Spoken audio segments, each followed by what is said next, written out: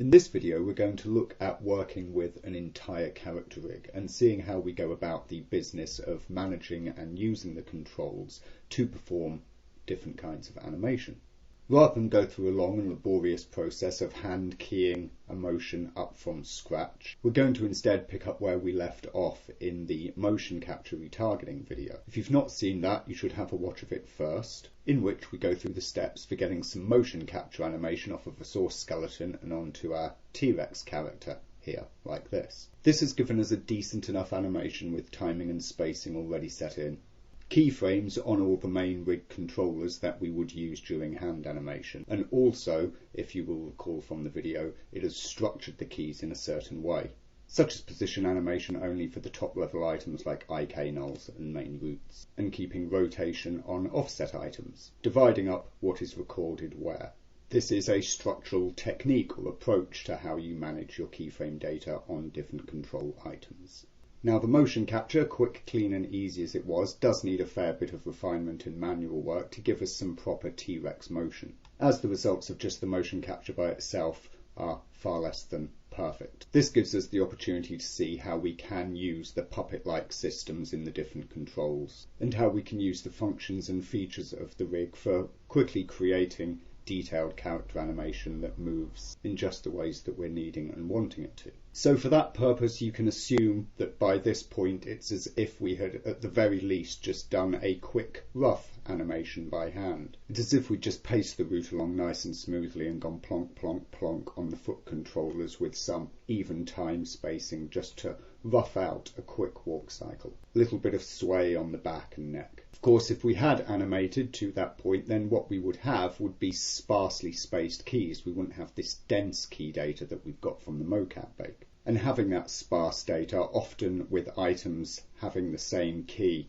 so things like the foot goal and its offset, both having key frames on the same frame, would help us to retime things very easily. Since this is one of the things that helps us in editing animation, then one of the best things that we can do for motion capture is to try and reduce it. And so when it comes to animating characters, what you have in the mocap workflow, separate from the hand animation workflow, is this desire to try and reduce and quantize your keys somewhat in order to get an animation that's more easily editable. And so that's where we'll start with here. We'll start working and reducing these key curves down to get something that contains all of the nice detail and nuance of the motion capture as best we have it, whilst also giving us back control over the rig parts and the timing, until we reach a set of keyframes which is pretty much similar to what we would get with some good solid hand animation.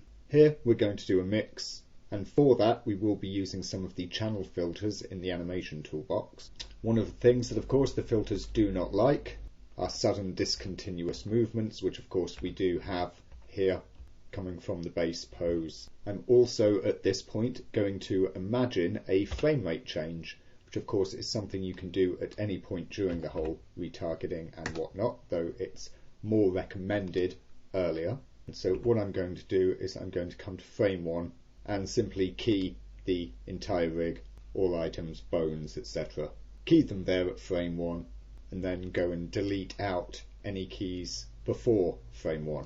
Once that's done, we've got a continuous motion going on, and we can start to do some of the more detailed work.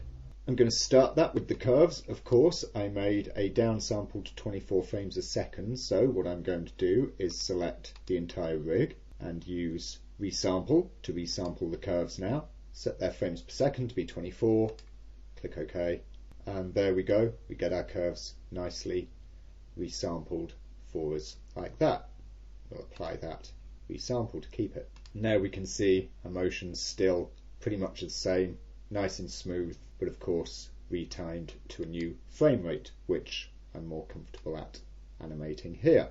You may notice, there we go, there's the little snap on the head there. That's not a problem on the neck, it's up here on the head control. We can see that there, it's partway through an Euler problem that it's picked up from the higher frame rate original, and you can see of course that our rebake has put in those in between keys there. What we want to do is grab that selected controller there, go to the Euler filter, and we can consequently sort flips like that out there. so that's grand. I'll continue here doing a little fix on the feet, which I could have done already but missed, which is the fact that, as you can see, they're not contacting the Y0. They've come up a little bit in the retarget. I could just globally move their Y channels down, but instead I'm going to find that area which is taken roughly to be 0, that line there, grab all of these lower side keyframes like that, scale tool, scale them out till 0 hits on 0. Zoom right in close on all of those right around, expect to be at the 0 point, of course those below, and of course I'm just going to force those all to 0. So the hold positions for those feet get reinforced some. Next then, one of the more major steps to be done when you start to get into editing, I'm going to take some of these dense keyed channels and begin reducing them, starting here with the main route's position. The scale of its Y change is quite different from that of its X and Z, so I'm just going to operate on its X and Z here. I'm also going to zoom in quite tight, because although it's fairly smooth over a long period of time, there is a little bit of wiggle in there that you do want to try and maintain. So I'll go to reduce, and we'll start having a go at that at 0.01 there. Okay, that's taking down a fair bit. Try to 0.001. That perhaps is keeping enough of the wiggle and weave in there, so we'll keep that. Next we'll do it just on the Y channel here. Again, try to 0.001. I feel a reduction a bit like that, and of course, okay, can also see that I can grab those keys there and just tweak their tension to flatten that back out, let it cut more similar to its original curve there. Being happy with that, I can click apply. Some places this started to take out a lot of keyframes. This doesn't have to be final, of course. You can come back and run again and you'll just essentially carry on where you left off with reduction. The only thing you lose is the ability to go back. I'll come in, start doing the same on the rotation there for the main route offset next. I find here that although there can be a fair bit of detail, it's also reasonably repetitive and smooth. So as long as you make sure you're not losing any of the great moves, you can see the size of the little jerks and bounces around here. You can get quite a strong reduction of these keys here. And we can see it playing, still nice and smooth, doesn't really look all that different. For the most part, we've just killed off any noise that might have been in there. I'll also perform similar reductions on the other items we've looked at here, such as the back and the neck IK goal, and also the world head item there. The result, not a huge amount of difference because we haven't been overly aggressive in our reduction, but some noise reduction, a bit more smoothness. Very much trying to cancel out the nuances and subtleties of the human motion so that we can more readily turn it into TRex motion with its associated nuances and subtleties. The final place I'm going to come in on this first pass of reduction is going to be on the feet here, or on the main leg IK goals, which are of course animated purely on position.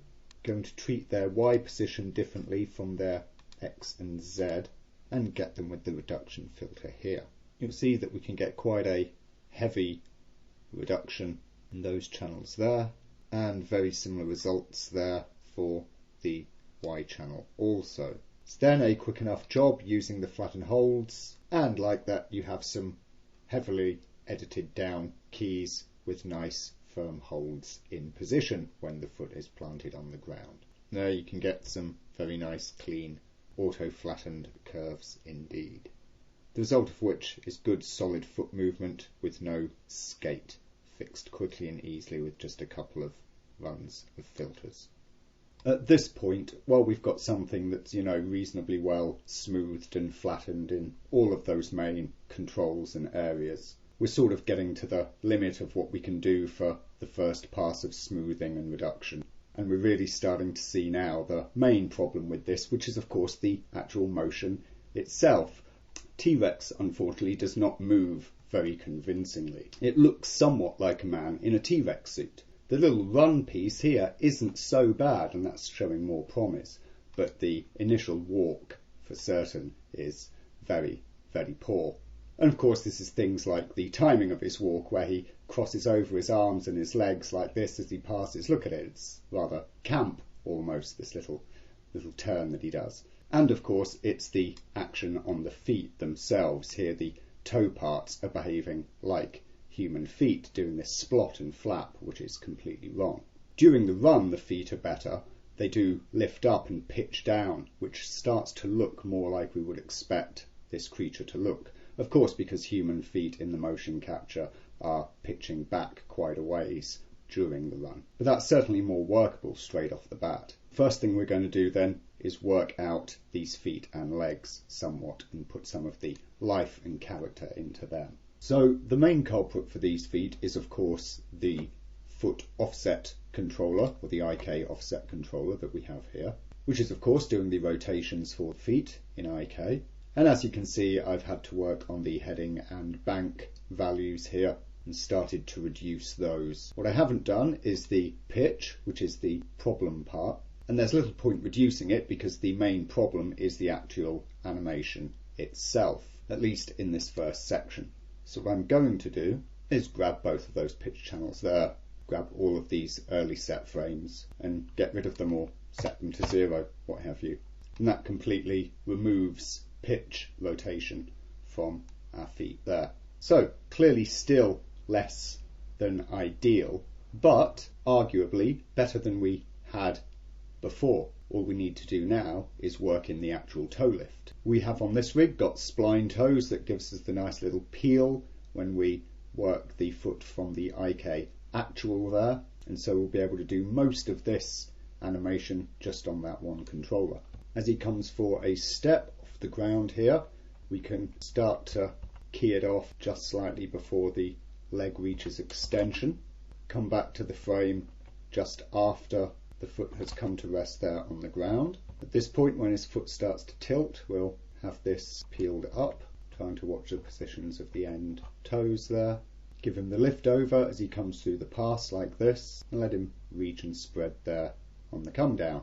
We can see already there that that's looking much better for a T-Rex foot pass of this nature. The other control that we'll want then in this instance is going to be the foot lift here, which controls the ankle and the press of the leg in a digitigrade leg like this. And we'll start to work on keys. So we'll look at where our IK actual was, say at 29 here.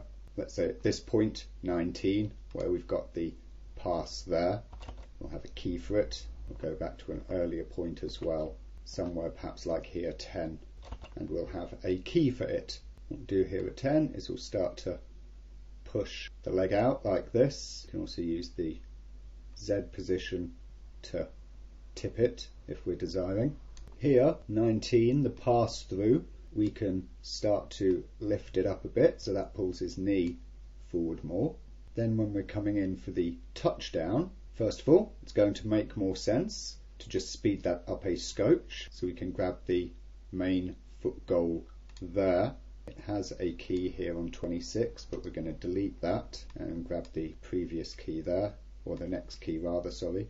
Move that back, so that's now his touchdown point.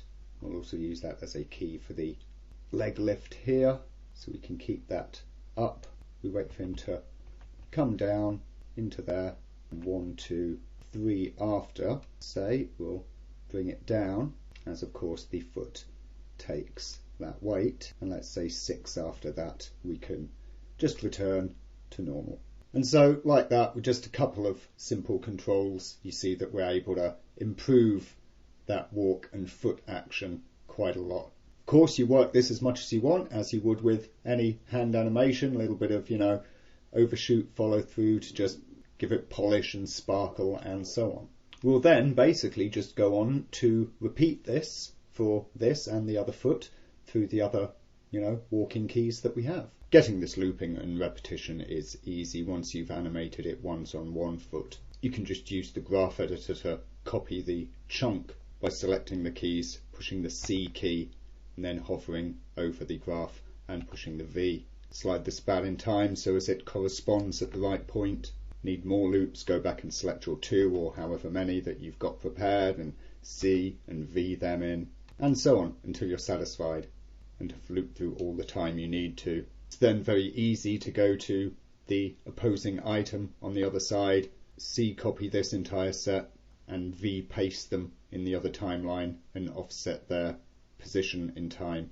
That way you get them out of phase with one another. And consequently you can see that with very little work and in next to no time you've got this basic action going on of the toes peeling up and pressing in for every step along this part of the cycle. Now that we've got the feet behaving as the feet should behave, it really starts to reveal other things in the motion that are wrong much more readily. The main thing here is that we can see in the side view he's doing almost this Ministry of Silly Walks. Legs are coming up far too much, and of course the knee going into the rib cage should be a solid clue of that. Maybe he doesn't need to raise so highly, we can play around with that after. But clearly he's carrying his hip in the wrong place. This again is an artifact of the retargeting coming from a human biped onto this creature. The fix here is simple. We're just going to use the root offset item and reposition his hip over his walk. We see of course that when he comes to rest in his stance, his positioning is fine, so we want to key off and keep that. Conveniently we've already got a keyframe there and he looks correct, so we'll key him there.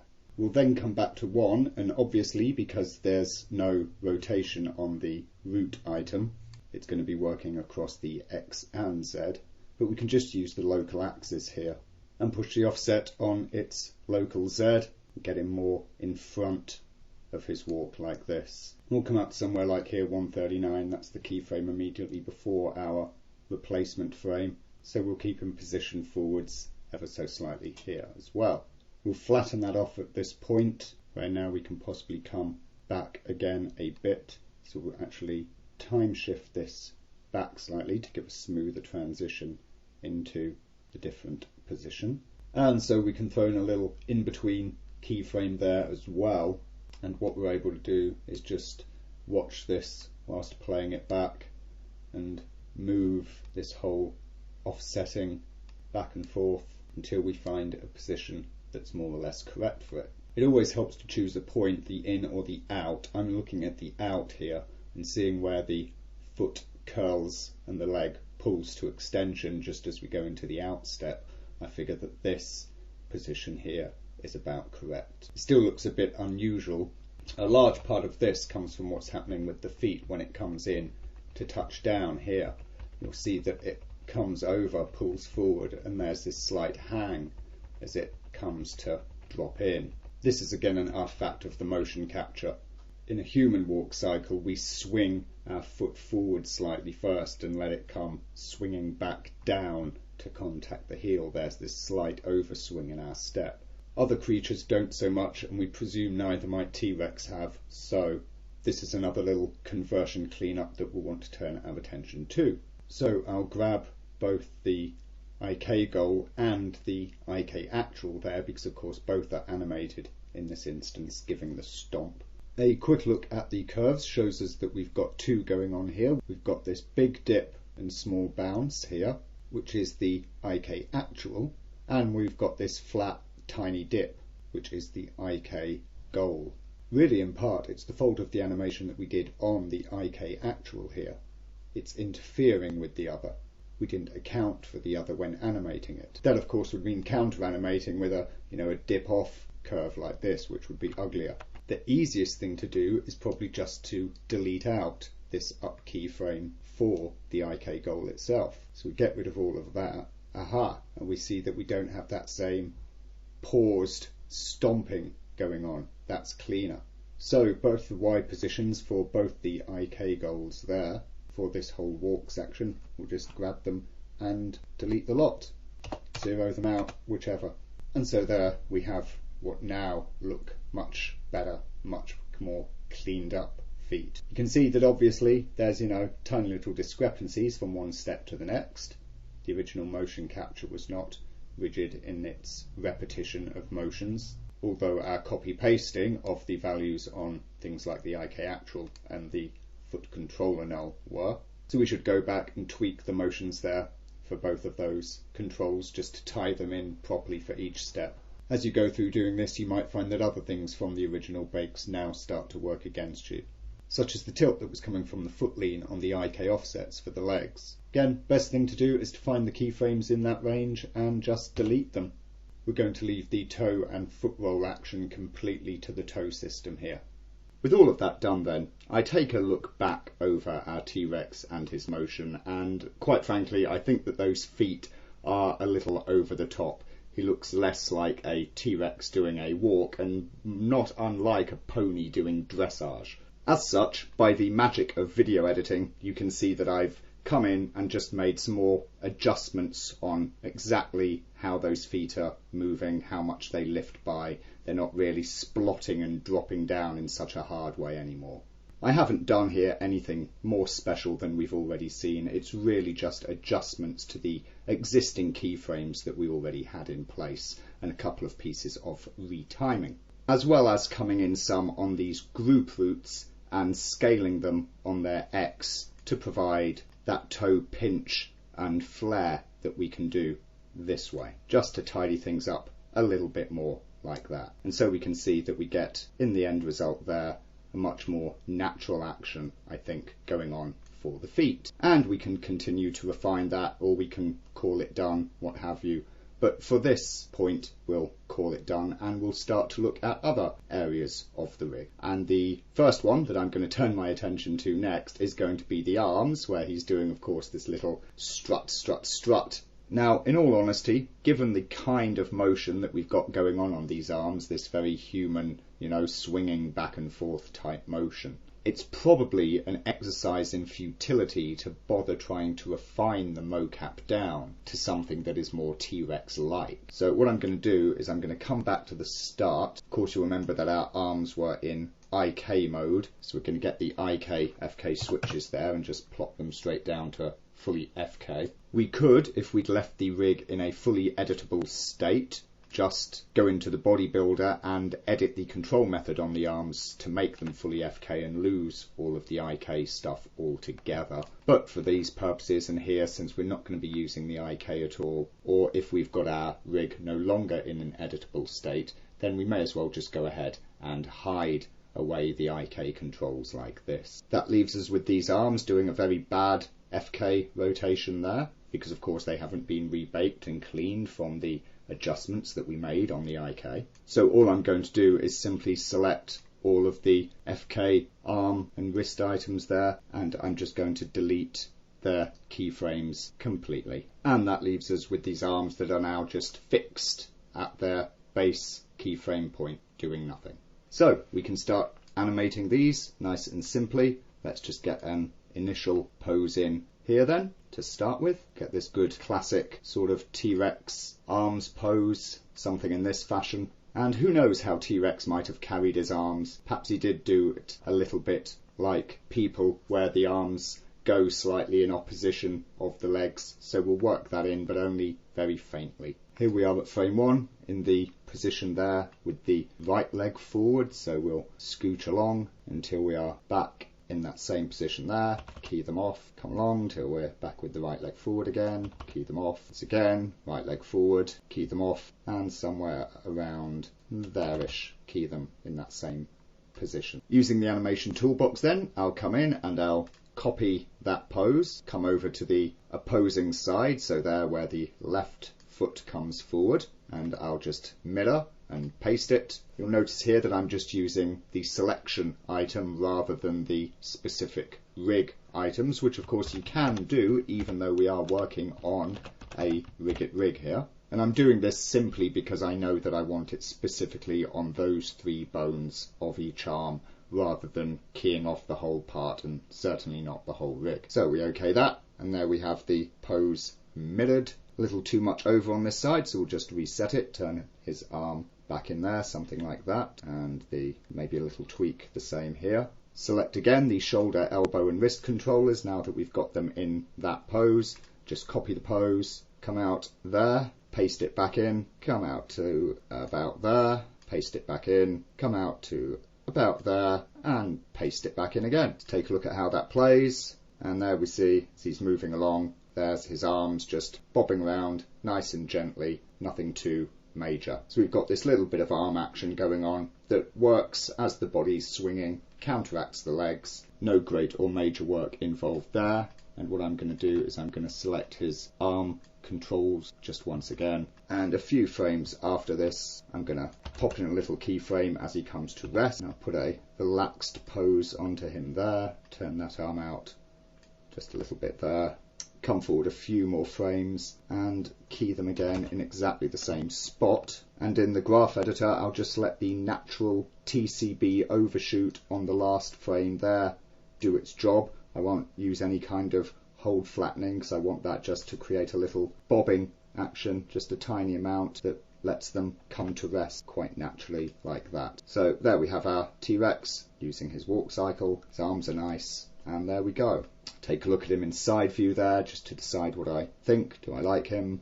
I think that for the most part I do indeed so. He's looking pretty good. The last thing then is just the tail, which so far we have not touched. So I'll come to the top view for that because it's the easiest. And we're going to do a similar thing to that which we just did on the arms here. What I'm going to be watching for here is the lean of the body from side to side and roughly counteracting that. So here we see that the head is pitched over to our right side of the screen somewhat. So I'll just take that first tail control, push it over slightly, and the second one I'm also going to turn a slightly smaller amount. So I'll grab both of those. I'll look for the point where he slinks back to his right hand side again, which is about there. So again, going to need to zoom out just a little bit. There he is, right about there, goes left, goes right about there, and goes left, right again, here-ish, and then of course comes to a stop. So we've got those right keys in, copy that pose, choose mirror, come out to where he slinks to his left, which is around there-ish, paste. We don't need to use the mirror sides here, and we're only bothering about the heading channel for the minute, so okay that. Can uncheck the mirror, copy that pose as it stands, come back out to, there we go, he's hitting his left swing around there. Paste it in his right swing, left swing around here, paste it, and again right, and body pitches leftish about there, paste it.